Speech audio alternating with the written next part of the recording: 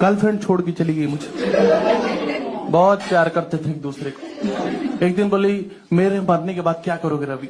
मैंने बोला अंतिम संस्कार। यही तो होता है ना। भाग गई छोड़ के, पता नहीं क्यों। 8 साल हो गए, भूल अभी भी नहीं पा रही मुझे। हर रात उसका मैसेज आता है कि मत क्या करो मुझे मैसेज।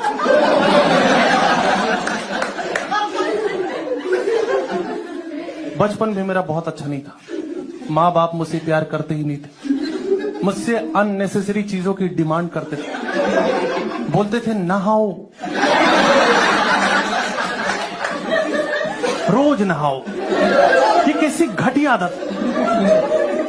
हर दिन शरीर पे 20 लीटर पानी डाल के समाज का कौन सा भला कर दे रहे हो।